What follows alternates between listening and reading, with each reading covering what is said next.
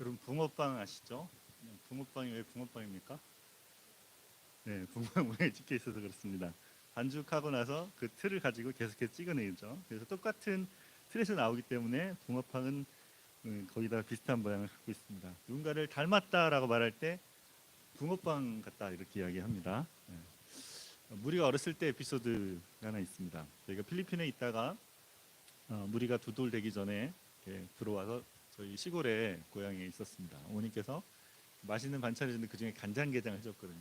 두 돌 되지 않은 무리가 간장게장을 너무 열심히 먹는 거예요. 근데 너무 맛있으니까 다리를 간장게 그 다리를 들고 계속 빨고 있으니까 어머니가 보면서 야, 저 제발 아주 간장게장 좋아하는 게 꼭 나를 닮았다라고 하셨습니다. 그래서 그런지 어머니 꼭 해마다 저희 명절에 가면 간장게장 꼭 해주십니다. 네. 피를 나는 가족들은 그 모습이나 하는 행동에서 많이 닮아 있습니다. 식성도 닮고 말투나 버릇까지 닮아 있죠. 우리가 학교에서 만난 친구가 그 온라인으로 저를 좀 만나기 원해서 만나고 있는데 친구가 저희 표정을 보더니 막 웃는 거예요. 왜 이렇게 웃냐 그랬더니 운이랑 똑같다는 거예요. 말하는 것도 말하는 내용도 비슷하고 닮은 사람이 똑같이 있으니 너무 이렇게 신기하고 웃기다라고 그러면서 웃었습니다. 여러분 사랑하는 부모 자식이 또 부부가 그렇게 많이 닮죠. 우리 그리스도인들은 우리를 사랑하신 하나님을 닮는 사람들입니다. 오늘 본문은 에베소서 5장인데 이 본문에서 바울은 우리에게 하나님을 사랑받는 자녀로 하나님을 닮은 사람이 되라고 권하고 있습니다. 그리스도께서 비추시는 빛 안에서 빛의 자녀로처럼 착함과 의로움과 진실함의 열매를 맺으며 살아가라고 권하고 있습니다. 여러분 여러분의 삶에는 이런 이 권면과 합당한 권면과 맞는 그런 삶의 모습을 보이고 있습니까? 날마다 주님을 닮은 자의 모습으로 여러분 살아가고 계십니까? 오늘은 빛의 자녀들처럼 행하라는 제목으로 본문을 통해 주시는 은혜를 함께 나누기를 원합니다. 첫 번째로 빛의 자녀는 하나님의 사랑을 받으며 사랑을 베풀며 살아간다입니다. 1절과 2절 말씀 같이 한번 더 읽겠습니다. 그러므로 사랑을 받는 자녀같이 너희는 하나님을 본받는 자가 되고 그리스도께서 너희를 사랑하신 것 같이 너희도 사랑 가운데서 행하라. 그는 우리를 위하여 자신을 버리사 향기로운 제물과 희생 제물로 하나님께 드리셨느니라. 5장을 시작하면서 에베소서 5장이죠. 사도 바울은 다시 한번 에베소 성도들이 누구인지를 기억하게 합니다. 계속 말해주는 거예요. 누군지. 뭐라고 했어요? 너희는 하나님의 사랑을 받는 자녀다. 앞에서도 계속 말했어요. 그리스도 안에 있기 이전의 모습과 이후의 모습을 반복해서 이야기했습니다. 근데 왜 이 얘기를 또 하는 거예요? 또 하는 거예요? 계속해서 반복하는 것이 중요하기 때문에 그렇습니다. 또 말해주는 거죠. 그리스도 안에서 어떠한 존재가 되었다라고 말하는 거. 이것을 알고 있는 것이 너무나 중요하기 때문에 그렇습니다. 우리가 어떻습니까? 알면서도 계속 까먹는단 말이에요. 이렇게 와서 예배할 때는 아는데 일주일 동안 사는 동안에 내가 주님 안에 누구인지를 잃어버린단 말이에요. 그러니까 뭐예요? 사도 바울이 지금 에베소서가 끝나가기 전에 에베소서 안에서 그렇게 말해놓고 또 말하고 또 말하고 또 하고 있는 거예요. 설교를 준비하면서 저도 이 말을 또 해야 되네. 이걸 왜 또 하지? 오늘 4장에서 다 말했는데 앞에서 3장에 했는데 또 말하네. 또 해야 돼요. 말씀을 전해야 되니까 여기 있는 본문이 말씀하니까 또 전하는 겁니다. 왜? 바울이 의도한 거예요. 하나님이 의도하신 거죠. 너희가 누구인지를 계속 알아야 된다는 거예요. 너희가 누구인지를 계속 생각하라는 거예요. 주님 안에서 누구인지를 계속해서 생각하라는 것이죠. 우리가 어떤 존재가 되었는지가 중요합니다. 계속 하는 말이에요. 빙이 뭘 앞선다? 주임을 앞선다. 내가 어떤 존재가 되었느냐가 내가 무엇을 하느냐를 앞선다 하는 거죠. 그래서 늘 존재에 대한 나의 인식이 중요한 겁니다. 내가 누군지를 알아야 거기서부터 내가 뭘 해야 될지를 알게 되는 것이죠.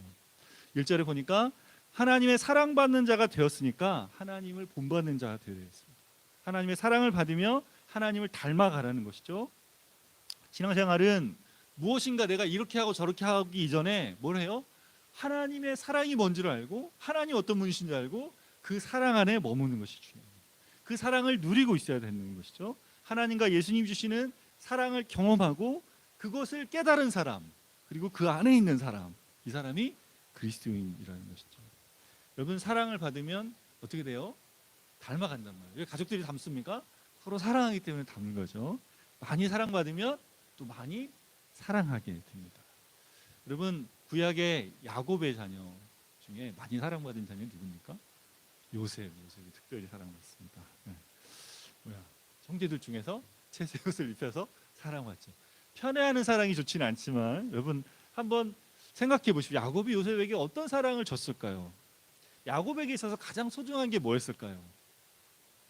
야곱에게 있어서 야곱이 가장 소중하게 여긴 게 뭐였어요? 아브라함과 이삭, 할아버지 아브라함과 아버지 이삭을 통해 주신 하나님의 언약이었어요. 그리고 하나님께서 그런 하나님이 그 언약을 맺으신 그 하나님을 사랑하는 것을 아는 것, 이것이 야곱에게 가장 중요했습니다. 그래서 야곱이 요셉을 사랑하면서 자기의 사랑을 마음껏 줬죠. 그러니까 채색옷과 사랑을 많이 줬는데 뭘 말해줬겠어요? 그 사랑 속에, 야, 너는 하나님 사랑받는 자야.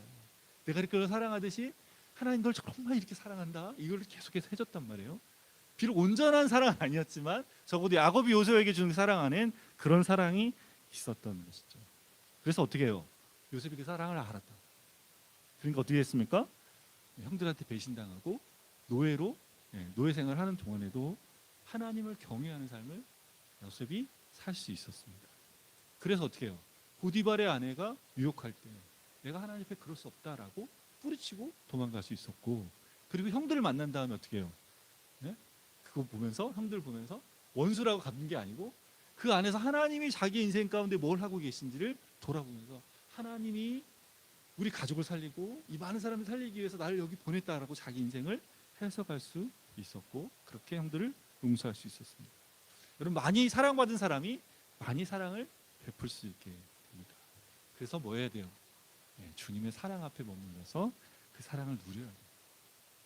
사랑받는 자녀로 그 사랑 안에 머물며 사랑 노래 부르며 살아갑니다. 여러분, 주중에 그렇게 하나님 사랑을 구하며 머무는 시간이 있었습니까? 지난 주간에 생각해 보십시오. 하나님, 저 하나님 사랑 필요해요.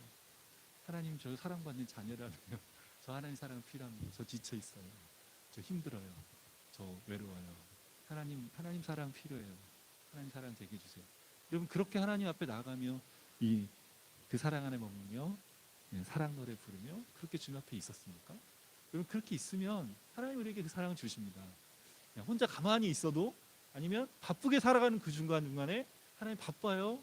근데 하나님 사랑 필요해요. 그거를 구하는 거죠. 우리가 흔히 말하면 비타민 C도 먹잖아요. 그렇게 막 약 먹으면서 아, 이 필요해 먹는데 하나님 주시는 이 사랑의 약, 의학, 우리한테 필요한 거죠. 복음 안에서 우리에게 주시는 가장 큰 유익은 우리가 하나님 그분과의 관계가 회복된 관계를 누린다는 것입니다. 복음 안에서 우리는 이전과 다른 사람이 됐단 말이에요. 그리스도의 십자가의 죽으심과 부활을 믿는 우리는, 우리에게 이루어진 게 뭐라 그랬어요?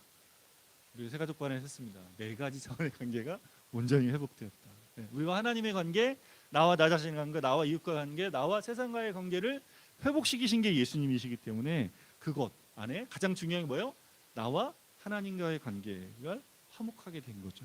로마서 5장 1절에 그러므로 우리가 믿음으로 의롭다 하심을 받았으니 우리 주 예수 그리스도와 더불어 하나님과 화평을 누리자. 하나님과 화평을 누리는 거예요. 우리가 어떻게 하면 하나님을 봅니까? 어떻게 하나님과 친밀하게 사랑 달라고 구합니까? 화평을 누리는 사람은 하나님께 언제든지 나가서 예수님 안에서 이 하나님의 사랑을 구할 수 있게 되는 거죠. 그래서 뭐예요?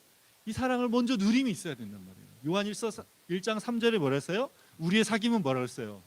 아버지와 그의 아들 예수 그리스도와 더불어 누림이라고 했습니다.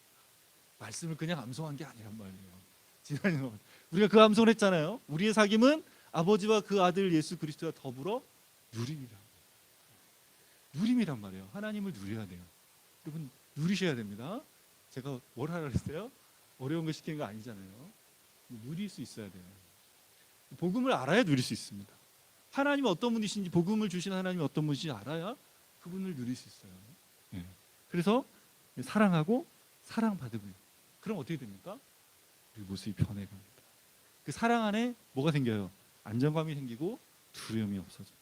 요한일서 4장 18절에 사랑 안엔 두려움이 없고 온전한 사랑은 두려움을 내어 쫓나니 두려움에는 형벌이 있음이라. 두려워하는 자는 사랑 안에서 온전히 이루지 못하느니라. 사랑 안에 뭐가 없어요? 두려움이 없습니다. 온전한 사랑은 두려움을 내어 쫓습니다. 여러분 가운데 뭐가 두렵습니까? 무엇이 여러분을 두렵게 합니까? 두려움에는 형벌이 있다고 말하는데 하나님을 온전히 사랑하지 못하는 사람, 그 사랑을 온전히 이루지 못하는 사람, 그 사랑을 믿지 못하는 사람, 그 사랑을 잊지 않은 사람이 두려움을 느끼는 것이죠.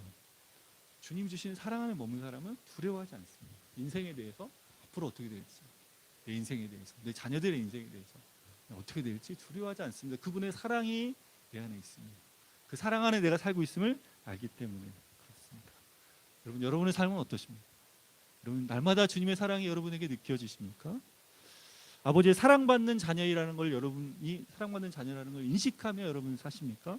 여러분, 깰 때나 누울 때나 일상 중이나 캄캄한 밤중에 깨어서나 그리고 공부할 때나 아버지 앞에서 이렇게 아버지에게 마음을 드리고, 아버지, 저에게 위로가 필요합니다. 아버지, 사랑이 필요합니다. 새 사람을 입는 게 뭐예요? 입으라 그랬잖아요. 계속 입는 게 뭐예요? 그거잖아요. 입었으니까 아버지, 내가 예수님 안에 새로운 사람 입었으니 아버지 사랑 필요합니다. 그거를 구하며 위로를 받으며 살아가기를 원합니다. 여러분, 사랑을 받으면 변해가는 거예요. 사랑받으면서 우리는 주님을 닮은 모습으로 변해갑니다. 우리가 복음을 믿고 신앙생활 잘하고 있는지는 어떻게 나타나요? 우리가 성숙한 사람이 되고 있는지가 어떻게 나타납니까? 사랑하는 것으로. 여러분, 돌아보세요. 작년보다 올해 내가 더 많이 사랑하고 있다. 내가 주변 사람들, 내 가족들, 내 자신, 주님 더 많이 사랑하고 있습니까? 그럼 여러분 신앙생활 잘하고 계십니다. 어제 우리 중고등 모임하면서 물어봤어요. 우리가 변한 것 같나요? 와, 제가 부모님에게 와서요, 엄청 변했어요. 변한 것 같니? 변했대요. 그 변한 것 같습니까, 여러분? 달라진 것 같습니까? 작년보다 올해가 좀 달라진 것 같다면 여러분 지금 주님의 사랑 가운데 머무시는 것입니다. 그리고 여러분이 주님과의 관계, 여러분 자신을 보는 거라, 여러분 가족들과 친구들과 동료들을 볼 때 그 사랑으로 대하고 있다면 여러분 주님 안에서, 그 사랑 안에서 변해가고 있는 것을 보여주고 있는 것이죠. 그래서 하나님을 사랑하고 다른 사람을 사랑하는 것이 이렇게 나타나는데, 사도 바울은 2절에 그리스도께서 너희를 사랑하신 것 같이 너희도 사랑 가운데 거하라라고 권면합니다. 우리가 주님을 닮은 모습은 사랑으로 나타나는데, 예수님이 주신 계명 하나 있습니다. 하나님 10계명 주셨고 예수님은 계명 하나를 주셨다 그랬어요. 뭐라 했어요?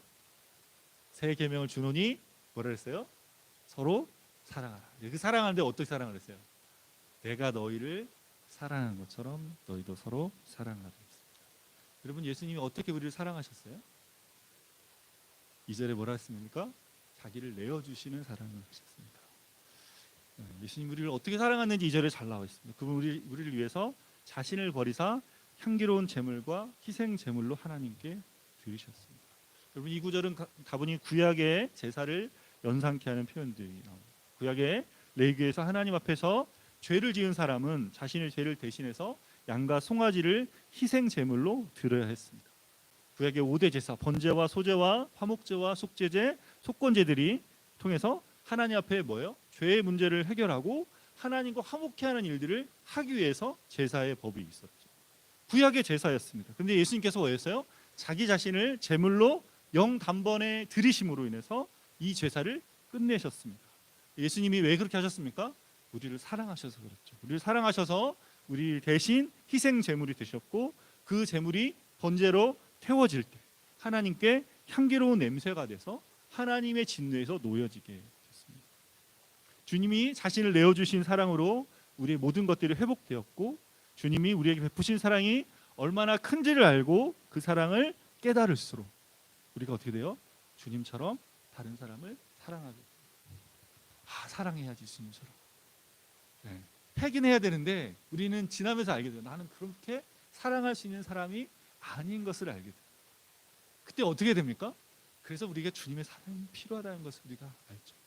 다시 주님의 사랑으로 가서 주님의 사랑을 묵상하고 내게 베푼 사랑이 무엇인지를 깨닫고 그곳으로부터 주님 사랑할 수 있게 해주세요를 구하는 사람, 그 사람이 복음을 아는 사람입니다. 그래서 사랑을 알아가야 되죠. 영생은 뭐라 그랬습니까? 영생은 유일하신 참 하나님과 그 보내신 자 예수 그리스도를 아는 것이라고 했어요. 여러분, 영생을 왜 아는 것이라고 말합니까?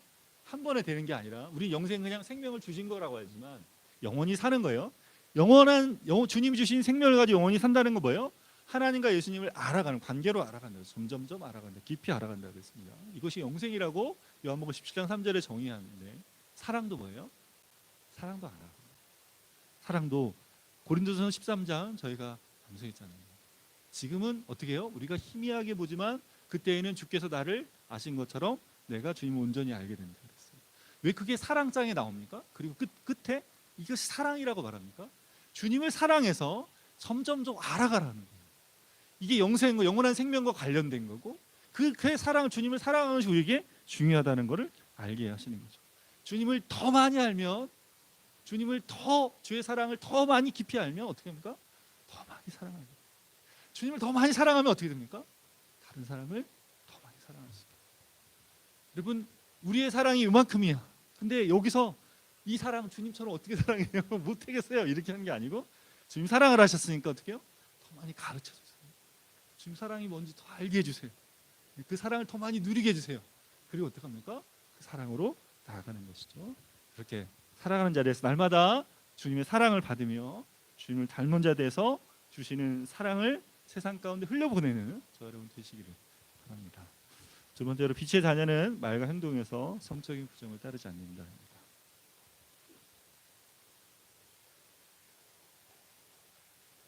주님 안에서 이렇게 주님을 닮은 자의 모습으로 살면 좋은데, 그렇게 살지 못하는 사람들이 있어서 문제입니다. 교회를 다닌다고 하면서 다른 사람을 비난하고 또 속이고 거짓말하는 사람들이 문제죠. 바울이 편지를 쓰는 에베소 교회도 이런 모습을 보이는 사람들이 있었던 것 같습니다.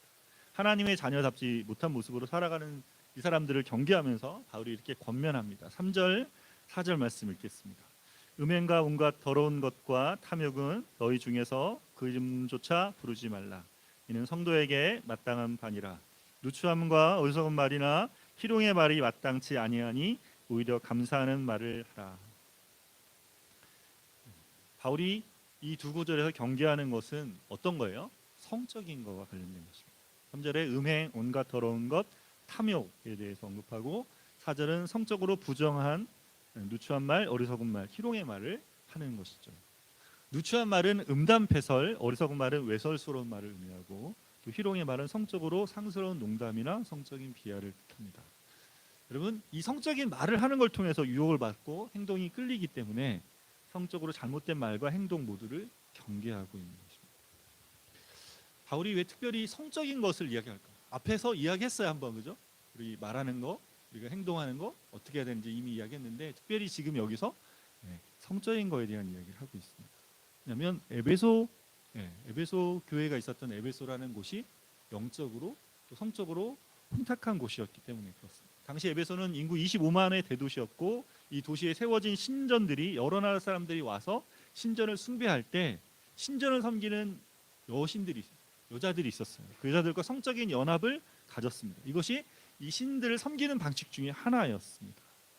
이것이 당시 그 에베소 도시에 만연하여 있었고, 그래서 이들 중에 그리스도인이 된 다음에도 행동이나 말에서 이런 모습을 보이는 사람들이 있었던 것이죠. 그래서 바울이 지금 경계하고 있는 것입니다. 바울은 이런 성적인 것을 경계하면서 뭐라 합니까? 그 이름조차 부르지 말라고 말합니다. 여러분, 이름은 뭐예요? 존재를 의미하죠. 이름 언제 부릅니까? 그것이 있다고 생각할 때, 누군가가 있다고 생각할 때 부르는 거죠. 집안에 있을 때 누구야? 여보 이렇게 부르거나, 누구야 이름을 부르거나, 엄마 아빠 이렇게 부를 때 그건 거기 있으니까 부르는 거 아니에요? 있다고 생각하니까 부르는 거죠. 이름조차 부르지 말라는 게 뭐예요? 그것이 있다고 생각하고 떠올리지 말라는 것입니다. 마음으로 그 존재가 있다는 것을 잊으라는 거죠. 왜 그렇습니까? 성적인 것은 그것을 생각하기 시작할 때, 이름을 부를 때 점점 빠져들기 때문에 그렇습니다. 여러분, 건강한 성관계를 말하는 게 아니에요. 결혼관계 속에 있는 그거 말고 뭐라고 합니까? 온전치 않은 거잖아요. 음행과 이런 것들은. 그런 관계들, 그런 것들을 유혹하고 그런 것들을 생각할 때 빠져들기 시작한단 말이에요. 그래서 이름을 부르지 말라 이야기하는 거죠. 사도 바울이 왜 이렇게까지 경계합니까? 왜냐하면 성적인 부도덕함이 굉장히 심각한 문제가 되기 때문에 그렇습니다. 5절에서 7절 말씀 읽겠습니다. 너희도 정령이 이것을 알거니와 음행하는 자나 더러운 자나 탐하는 자 곧 우상 숭배자는 다 그리스도와 하나님의 나라에서 기업을 얻지 못하리니 누구든지 헛된 말로 너희를 속이지 못하게 하라. 이로 말미암아 하나님의 진노가 불순종의 아들들에게 임하나니 그러므로 그들과 함께하는 자가 되지 말라. 사도 바울이 너희도 정녕 이것을 알거니와 라고. 누구보다도 에베소 교회 성도들이 지금 이 도시의 상황을 잘 알고 있단 말이에요. 너희도 정녕 알거니와. 음행하는 자, 더러운 자, 탐하는 자는 우상 숭배자라고 이야기. 같은 편지를 쓴 골로새서 3장 5절에도 이렇게 말해요. 그러므로 땅에 있는 지체를 죽이라. 곧 음란과 부정과 사욕과 악한 종욕과 탐심이니 탐심은 우상 숭배니라라고 말하고 있습니다. 여러분 이 성적인 탐심이 우상 숭배가 됩니까? 왜 우상 숭배입니까? 마음에 성적인 욕망을 가지고 하나님보다 자기가 원하는 것에 마음의 무게를 더 두고 있는 사람. 그 사람이 결국 누굴 섬기고 있는 거예요? 자기의 욕망을 섬기고 있는 거죠. 그렇죠? 자기를 섬기고 있는 거죠. 그리고 누군가 그 성적인 관계를 맺을 그 대상을 거기에 목매고 있기 때문에 그 대상을 마음을 두기 때문에 우상 숭배자가 되는 것이죠. 그런 사람은 어떻다고 말합니까? 그리스도와 하나님의 나라에서 기업을 얻지 못한다고 말합니다. 그리스도와 하나님의 나라를 함께 표현하죠. 하나님이 다스리는 하나님의 나라, 예수님이 그 안에 왕으로 통치하신 나라이기 때문에 이렇게 표현하고 있습니다.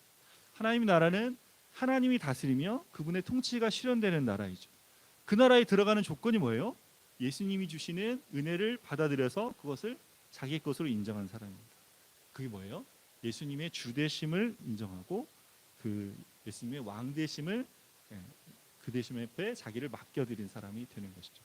이런 사람이 새로운 생명으로 하나님의 자녀가 되고 하나님 백성이 되는 것입니다. 그런데 탐심을 가지고 우상을 숭배하고 있다면 주님의 통치가 온전히 이루어지지 않기 때문에 하나님 나라의 기업을 얻지 못한다라고 이야기하고 있습니다.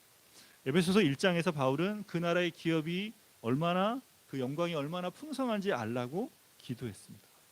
복음을 믿고 하나님의 자녀가 된 사람에게는 하나님 나라의 기업, 유산이 주어집니다. 근데 탐욕을 부리는 우상 숭배자는 하나님의 나라의 유업을 받아 누리지 못합니다. 당시 교회 안에 이래도 된다고 헛된 말로 속이는 사람이 있었습니다. 바울은 그러지 않다고 경계합니다. 그런 탐욕과 성적인 불순함은 하나님의 진노가 임하는 것이기 때문에 그런 사람과 함께하지 말라고 이렇게 권면하고 있습니다. 여러분 이런 성적인 부도덕함은 바울 당시만 그렇습니까? 요즘 우리에게도 심각한 문제가 만연해 있습니다. 우리 어렸을 때보다 지금 이 시대에 훨씬 더 많은 매스컴과 매체를 통해 성적인 것을 쉽게 접하고 있죠. 아이들이 보는 웹툰 여러분 보셨습니까? 네이버 웹툰 여러분 들어보셨습니까?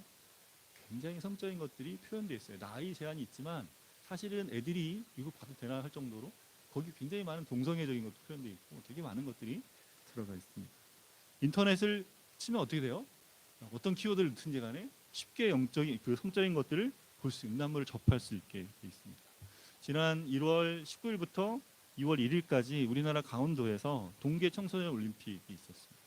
79개국에서 14세에서 18세 되는 2,900명의 청소년들이 모여서 경기하는 곳에 대조직위원회에서 뭘 비치해놨는지 아십니까? 콘돔을 비치해놨습니다. 그리고 자유롭게 가져가라고 해놨습니다. 여러분 성인 대표도 아니고 청소년 대표들인데 이곳에 한 2주 동안 올림픽 경기하러 왔는데 청소년들을 위해서 굉장히 배려를 하고 이런 배려를 한 거죠. 근데 이런 것들에 대해서 아무도 항의하거나 절제해야 한다고 말하는 사람이 없습니다. 그럼 이 시대에 어떻게 해요? 우리가 이만큼 성적인 거에 대해서 무감각해져 있는 거죠. 그래 뭐 자기들이 할 수 있는 거잖아 이렇게 생각한다는 거죠. 그렇게 부끄러운 줄 모르고 행하는 일들이 너무나 많습니다. 이렇게 자아를 숭배하고 이렇게 살아가라고 부추기니까 모두가 이게 우상 숭배인 줄 모르고 자기를 섬기며 살고 있죠. 자기를 숭배하는 사람, 이 탐욕에 빠진 사람은 위험합니다. 바울은 그런 사람과 함께하지 말라고 권면합니다. 왜 그렇습니까? 왜 그랬어요? 그런 사람과 함께하지 말아요. 왜? 하나님의 진노가 그들 가운데 임하기 때문에. 그럼 세상에 어떻게 살아요? 다 그런 사람들이. 그걸 말하는 건 아니죠. 그 사람들과 함께하지 말라는 말은 뭐예요? 삶을 같이 하지만 삶의 의미와 목적, 그들과 같이 공유하며 있지 말라는 거죠. 같이 살아야 되니까 살고 있지만 우리가 가지고 있는 하나님 주신 그 욥을 가진 사람으로 그 앞에 하나님 앞에 살아야 될 내 삶의 자리가 무엇인지 늘 생각하며 그 안에 머물러 살라는 것입니다. 여러분은 어떠십니까? 마음의 성적인 탐욕이 일어날 때 여러분 그것을 잘 다루고 계십니까? 뭐가 중요하다고 그랬어요? 생각이 중요하다고 그랬어요. 그 빠져들지 않으려면 어떻게 된다고요? 요셉처럼 벗고 나와야 된다는 거예요. 붙잡고 있는 거 벗어놓고 거기서 빠져나와요. 거기 그냥 묵상하고 내가 왜 이런 생각을 하고 있지? 이러면 안 되는데 자꾸 이렇게 생각하면 안 되고 거기서 떠나야 돼. 그 자리를 움직여야 돼. 생각을 갖고 움직여야 돼. 떠나는 거죠. 성적인 탐욕뿐 아니라 돈이나 또 음식에 대한 탐욕도 우리가 절제할 수 있어야 되죠. 어떻게 하면 그렇게 할 수 있습니까? 8절에서 10절 말씀 같이 읽겠습니다. 너희가 전에는 어둠이더니 이제는 주 안에서 빛이라. 빛의 자녀들처럼 행하라. 빛의 열매는 모든 착함과 의로움과 진실함에 있느니라. 주를 기쁘시게 할 것이 무엇인가 시험하여 보나. 사도 바울이 다시 우리가 누구인지 또 생각하게 합니다. 우리가 주 안에 있기 때문에 있기 이전에 우리는 뭐였어요? 어둠이었습니다. 근데 우리는 주님 안에서 뭐가 됐어요? 빛이 되었습니다. 빛의 자녀가 되었습니다. 지금 이제 말씀 나눴던 요한복음 8장과 3장에 있는 말씀, 빛은 뭐예요? 빛의 자녀는 자꾸 빛 가운데 자신을 드러낸다 그랬어요. 어둠 가운데 가리지 않는다 그랬습니다. 어둠 가운데 가려졌던 것들이 어떻게 해요? 예수님 주시는 빛 안에서 자꾸 드러나는 거죠. 그러면 빛을 많이 쬐면 어떻게 됩니까? 햇빛을 많이 쬐면 얼굴이 까맣게 됩니다. 제가 축구를 좋아하는데 아침에 특별히 여름에 아침에 나가 축구하면 아침에 햇빛이 그렇게 강하더라고요. 그래서 일주일에 한 번밖에 안 차는데도 막 얼굴 시커매진다고. 사람들이 어디 갔다 왔냐고 항상 얼굴 시커매 있으니까 그렇게 이야기합니다. 여러분 예수님이 비추시는 그 빛 대신 주님이 이렇게 비추시는 빛을 계속 받으면 어떻게 돼요? 그 빛의 영혼이 그을리게 됩니다. 빛이 계속 비춰지면서 그 안에서 열매를 맺게 되는데 그 열매는 어떤 열매라고 그럽니까? 착함과 의로움과 진실함 열매를 맺게 된다고 이야기합니다. 무슨 열매가 맺혀요? 얼굴이 그을린 사람. 예수님이 비친 빛으로 얼굴이 그을린 사람은 착함과 의로움과 진실함 열매를 맺게 됩니다. 이것이 어떻게 맺혀져요? 그 빛이 우리 것이 돼요. 그래서 그 안에 살면서 그런 모습으로 변해간다는 것이죠. 주님 빛이 우리 안에 어떻게 비칩니까? 10절에 주를 기쁘시게 할 것이 무엇인지 시험하여 보라. 여러분 이 구문은 헬라어로는 분사로 되어 있는데 이게 8절에 빛의 자녀들처럼 행하라와 연결됩니다. 그래서 이걸 연결해 보면 주를 기쁘시게 할 것이 무엇인지 시험하면서 빛의 자녀들처럼 행하라라고 합니다. 여기 시험하다는 헬라어는 도키마조라는 단어를 쓰는데 조사하다, 분별하라는 의미를 갖습니다. 살면서 어떻게 해요? 주님을 기쁘시게 할 것이 무엇인지를 조사하는 거예요. 분별하는 겁니다. 어떻게 하면 이렇게 할 수 있습니까? 마음 두고 있어야 돼요. 거기. 그냥 아무 생각 없이 사는 게 아니고 내가 누군지를 계속 생각하라는 거죠. 그리고 내가 누구이기 때문에 내가 이 일을 할 때 이것이 주님을 기쁘시게 하는 일인가? 이것이 주님이 합당한 일인가? 생각하고 어떻게 해요? 분별하고 조사해보라는 거예요. 별 생각 없이 그냥 살단 말이에요. 근데 그렇게 하면 안 되고 주님이 말씀하시잖아요. 우리가 빛 가운데서 이런 열매를 맺고 우리를 드러내려면 우리가 누구인지를 생각하는 거예요. 저희가 계속 이야기를 하죠. 뭐해요? 우리 교회에 와서만 하나님 오늘 이런 생각하지 마라. 우리가 살고 있는 일상에서 누리는데 이걸 하라는 거예요. 어떻게 해요? 내가 누군지를 알고 이것이 주님을 기쁘시게 하는 일인가? 이것이 기뻐하지 않는 일인가? 그걸 생각하란 말이에요. 우리가 해야 될 훈련이 뭐예요? 이런 훈련이에요. 이것이 큰 훈련입니다. 처음에는 이게 별로 생각이 안 들어요. 일주일 동안 내가 주님 한 번도 생각하지 않았어요. 성경을 읽지도 않았어요. 근데 이런 거를 하기 시작하면 주님을 생각하면 어떻게 됩니까? 점점 내 모습이 보이기 시작합니다. 이것이 정말 주님이 기뻐하는 일이었을까? 전에는 다 내가 맞죠. 근데 이게 주님이 기뻐하는 일이었을까를 생각해 보면 너무 쉽고 선명하게 보이기 시작합니다. 누군가가 본다면, 주님이 이걸 보신다면 이렇게 말할 수도 없고 이렇게 행할 수도 없구나를 알게 돼요. 이거를 계속해서 해보라는 것이죠. 그래서 이걸 분별하며 선택하는 일들을 해보라는 거죠. 여러분, 그것을 하기 시작한 사람, 그것이 너무 멀리서 작게 시작하지만 하기 시작한 사람은 점점 어떻게 돼요? 이게 쉬워집니다. 처음엔 정말 어렵습니다. 이게 인식도 안 되고 이걸 한다는 것도 어려운데 이걸 하기 시작하면 어떻게 됩니까? 점점 주님이 주신 은혜 안에 있게 돼요. 빛 가운데 있게 되잖아요. 그러니까 어떻게 돼요? 내 혼자가 막 하는 게 아니에요. 주님이 여기서 비추신단 말이에요. 그러니까 선함과 의로움과 진실함의 열매가 나 안에 맺어져 가는 자리로 자꾸 드러나 보이는 거예요. 신앙생활 오래 했는데 20년 30년 했는데 똑같아. 아니 더 이상해졌어. 누가 볼 때, 내가 볼 때 그런 건 잘못한 거예요. 신앙생활 잘못. 주님이 주신 비가 안에 있지 않았던 거예요. 그냥 내 열심과 내 힘으로 했던 거죠. 근데 신앙생활 하면 정말 주님 주신 빛 가운데 거하면 이 모습이 달라지는 거예요. 비춰주시니까 내가 이렇구나 알게 돼요. 그러니까 어떻게 해요? 빛 가운데서 이 열매가 맺혀지는 걸로 나아가는 것이죠. 그러면 빛이 비춰지면 어둠이 뭐예요? 마음을 차지하지 못하게 돼요. 차지하지 못하게. 그럼 어떻게 해요? 성적인 유혹이 툭 들어올 때 혼자 싸우라 하지 말라는 거예요. 혼자 싸우면 다 넘어집니다. 우리가 내가 혼자 싸워버리라 싸울 수 없는 싸움이에요. 우리가 알지 않습니까? 그래서 어떻게 해요? 주님께 가져가요. 주님, 내 안에 이런 생각이 들어와요. 이번 마음이 있어요. 주님이 주신 빛 가운데 있어요. 가져가면 어떻게 해요? 비추십니다. 그 안에 주신 은혜로 우리를 다스려 주십니다. 11절 13절 말씀 드리겠습니다. 너희는 열매 없는 어둠의 일에 참여하지 말고 도리어 책망하라. 그들이 은밀히 행하는 것들은 말하기도 부끄러운 것들이라. 그러나 책망받는 모든 것은 빛으로 말미암아 드러나나니 드러나는 것마다 빛이니라. 여러분, 성적인 탐욕, 마음에 일어나는 탐욕으로 무언가 했을 때 그게 뭐예요? 어떤 열매를 줬습니까? 그 자리에 여러분 어떤 결과를 보았습니까? 그 자리에 가기 전에는 뭔가 엄청난 기대와 그것이 없으면 안 될 것처럼 생각이 드는데 막상 그 자리에 갔을 때 뭐가 없어요? 열매가 없단 말이에요. 어둠의 일들은 열매를 주지 못해요. 로마서 6장에 이런 얘기해요. 너희가 육신대로 살 때 무슨 열매가 있어? 무슨 열매가 있습니까? 그 시간 잘 지낸 것 같은데 인생이 이렇게 지나가잖아요. 근데 그 시간 돌아보세요. 그 평생 굉장히 많은 시간 동안 살았던 삶의 자리를 돌아보시면 그 자리들이 어떤 열매가 있습니까? 없습니다. 열매가 없어요. 그것은 나한테 좋은 열매를 맺히지 않았고 언젠간 주님 앞에서 사라지고 없어질 것들이란 말이에요. 그러니까 열매가 없는 일에 참여하지 말라라고 이야기하죠. 그래서 어떻게 해요? 그 것들을 어떻게 돼요? 참여하지 말고 책망하라고 말합니다. 책망하다 헬라어 엘렌케테는 드러내다 뜻을 갖습니다. 여기 빛 가운데 드러내라. 계속 빛을 비추시는 주님 안에 그것을 드러내라는 것이죠. 그럼 어떻게 됩니까? 모든 것이 다 뭐가 된다 그래요?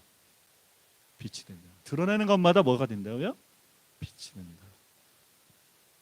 빛이 비추면 빛으로 변하게 된다. 어둠이 변하게 된다. 행위 자체를 빛으로 바꾸는 것이 아니라 어둠 속에 행하는 말하기도 부끄러운 일들이 이제 더 이상 하지 않게 된다. 왜요? 드러나 있으니까 어떻게 해요? 점점 변하게 돼요. 주님 앞에 드러내고 알리기 때문에 변하게 된다는 것입니다. 배우 황정음 씨가 SNS에 남편의 외도를 알리고 이혼 소송을 하겠다고 이렇게 언론에 올라와 있습니다. 3년 전에 한번 이혼 소송까지 갔다가 한번 참아줬는데 또다시 이런 일이 벌어졌다고 합니다. 드러나야 될 일은 드러나야 되죠. 여러분, 주님께서 감춰진 자리를 드러내실 때 회복해야 되는 일이 있습니다. 사마리 여인을 찾아가셔서 요한복음 4장에 주님은 그녀의 어두운 인생의 커튼을 열어주셨습니다. 뭐라 했습니까? 남편을 불러와라. 그 여인이 뭐랍니까? 네가 남편이 없습니다. 그러니까 맞아. 네가 남편이 5명 있었는데 지금 있는 사람도 네 남편이 아니야 라고 이야기하셨습니다. 그럼 그게 무슨 말이에요? 무슨 말이라고 그랬습니까? 네가 과거에도 불행했는데 지금 있는 사람도 네 남편이 아니야. 그러니까 지금도 네가 불행하구나 라고 하십니다.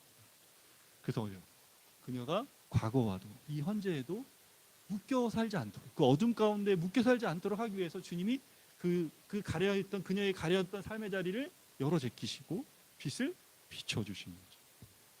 여러분, 주님은 우리에게 그 어둠 가운데 계속 살게 하지 않으세요. 네. 과거의 일은 과거로 정리하게 하시고 현재의 불행들을 어떻게 합니까?